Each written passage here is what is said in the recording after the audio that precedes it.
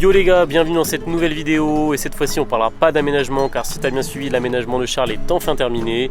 Alors range ta perceuse car aujourd'hui on va parler de la vie en van avec ses moments incroyables et ceux qui le sont moins. La van life c'est pas que du rêve et aujourd'hui tu sauras toute la vérité. C'est parti! Ça y est, après plusieurs mois consacrés à l'aménagement de Charles, on va enfin pouvoir en profiter et partir explorer de nouveaux horizons. Pour cette première aventure, direction non pas le Portugal comme prévu, mais l'Espagne.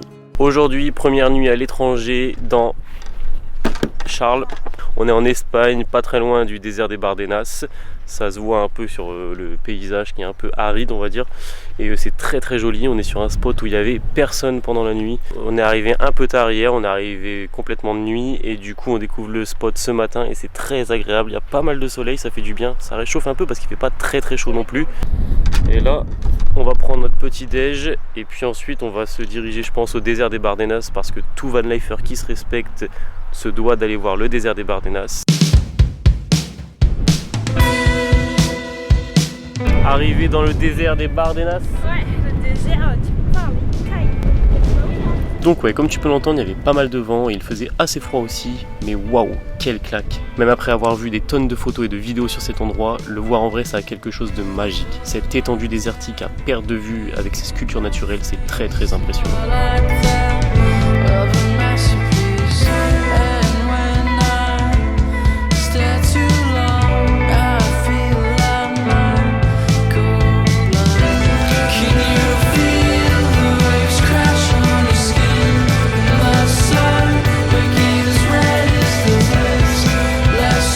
Après avoir quitté le désert, on a dormi proche de la montagne Moncayo. C'était très joli, on surplombait une vallée, mais encore une fois, il y avait beaucoup de vent et il faisait très froid. Ne pas oublier son bonnet et son kawaii en Espagne. Et même si la majorité du temps la vie se fait dehors, quand il fait froid ou quand il pleut, il faut continuer à vivre, mais dans un tout petit espace. C'est comme à la maison, mais dans un espace beaucoup plus réduit. Il faut apprendre à s'organiser, sinon ça devient très vite ingérable et le voyage peut vite tourner au cauchemar. D'ailleurs, en parlant d'organisation, ici l'eau c'est pas à volonté et on commençait déjà à en manquer, alors on est parti se remplir en eau. Il est temps de vider l'eau grise. Ça fait longtemps, parce qu'il faut pas la vider dans la nature. Hein. Je vous vois venir, hein, les van lifers qui la vident dans la nature. C'est pas bien. Il faut le faire dans les trucs appropriés. Sauf si vraiment vous utilisez que des produits liquides vaisselle entièrement biodégradables. Enfin bref, je vais pas vous faire une leçon, de toute façon vous savez, vous n'êtes pas bêtes. Donc on vide nous dans les aires de camping-car parce que on n'a pas de trucs biodégradables, pas encore. Et puis même de toute façon c'est mieux, c'est fait exprès pour, on va pas salir la nature, surtout qu'on n'est même pas dans notre pays. Et puis aussi après on va en profiter pour remplir notre cuve, notre bidon d'eau propre, si c'est gratuit, parce que si c'est pas gratuit, direction les cimetières.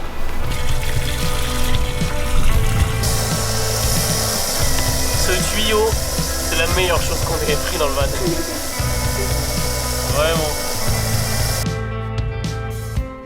Après cet arrêt ravitaillement en eau, on s'est rendu sur notre spot préféré de ce voyage. Mais ça, on ne le saura que le lendemain, car encore une fois, on est arrivé de nuit.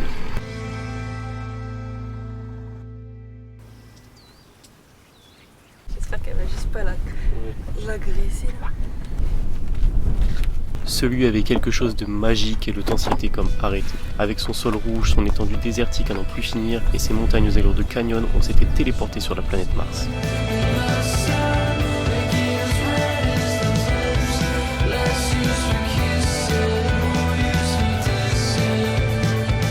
C'est à ce moment que j'ai compris pourquoi j'aimais être en van. Même s'il nous manque le confort de la maison, que les douches sont plutôt froides et qu'on n'a pas de chauffage, j'étais tellement émerveillé par ce décor. Seul au monde à profiter du temps car ici il était illimité.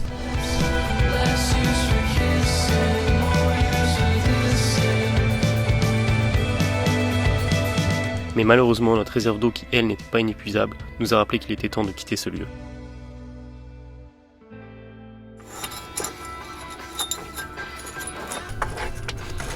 Voilà, ça fait plusieurs jours qu'on a un problème avec notre mitigeur, peut-être à partir du deuxième jour qu'on était parti. Et au début on avait des fuites, on en a toujours à peu près à ce niveau-là. En fait ça se dévisse ici, et ça, au moindre vibration ça se dévisse, donc on essaie de ne pas y toucher, de le revisser à chaque fois. Et on a maintenant depuis quelques jours un problème de pression, vraiment c'est catastrophique. Je sais pas d'où ça vient, je sais pas si ça vient de la pompe, là j'ai tout démonté, le robinet, le mitigeur, les flexibles, j'ai tout remonté, et il se passe rien de nouveau en fait, hein, donc on verra ça en rentrant. Et je pense qu'on va tout changer, on va changer peut-être pas la pompe à eau, parce que je pense pas que ce soit ça le problème, mais on va changer le mitigeur, on va changer l'évier aussi qui est beaucoup trop petit, et l'évacuation. Là, tu peux tourner vers moi, là.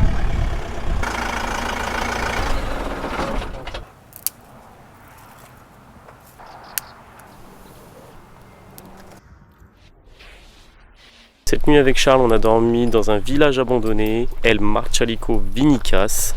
Et c'est un village qui est abandonné depuis à peu près les années 70. C'est un village qui était à l'origine de l'exploitation de minerais et également de vignes, comme son nom l'indique. Et donc l'origine de son abandon, c'est pas du tout une histoire de fantôme ou de quelque chose d'hanté, loin de là.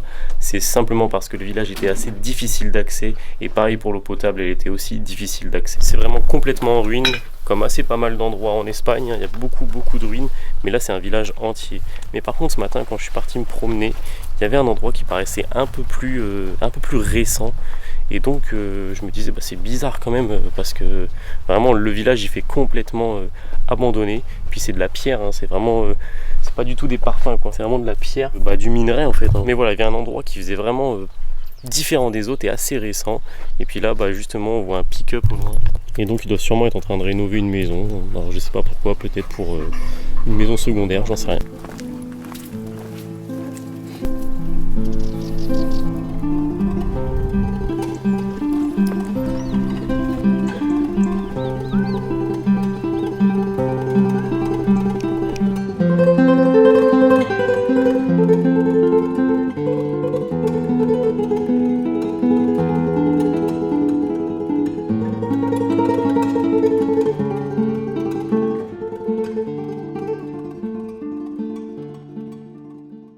Oh my god, c'est quoi ce paysage de psychopathe? Ça te plaît vers où on va? Mais pas la musique. Elle aime pas les Daft Punk.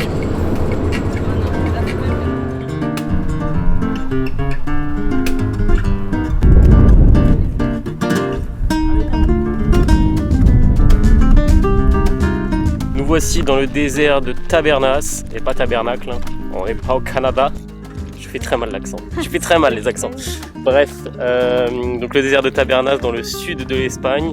C'est un désert très connu pour avoir servi comme lieu de tournage pour plusieurs films comme Indiana Jones par exemple, donc c'est pas trop mal.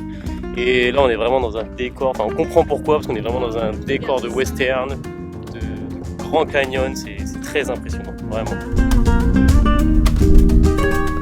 Ça va dans ton désert là?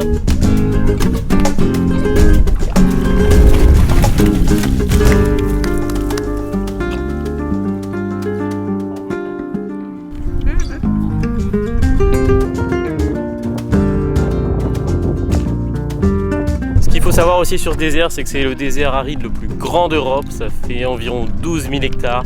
Donc j'arrive pas du tout à me représenter ce que ça fait. Mais en tout cas, quand on est dedans, ça paraît vraiment immense.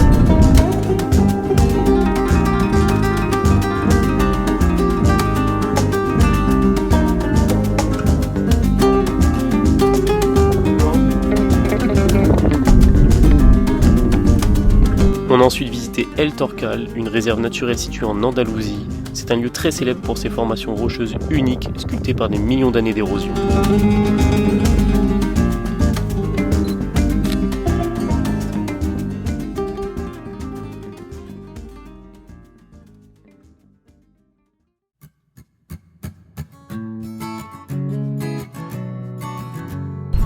Donc oui, voyager en van, c'est pas uniquement ce que tu peux voir sur Instagram, c'est pas toujours facile, mais c'est aussi dans les épreuves que l'on trouve la vraie aventure. Il faut être prêt à faire l'impasse sur le confort d'une vie sédentaire, mais en échange de pouvoir aller où tu veux, découvrir des paysages et d'autres cultures, prendre du temps pour soi et observer le monde. Et malgré les doutes que j'ai pu avoir au début de ce voyage, je reviens plus impatient que jamais de repartir. Voilà, c'est la fin de cette vidéo, j'espère que ça t'a intéressé. La prochaine vidéo, ce sera sur le van tour, donc si tu veux pas louper ça, abonne-toi. Et si tu veux me soutenir, n'hésite pas à partager cette vidéo. Salut!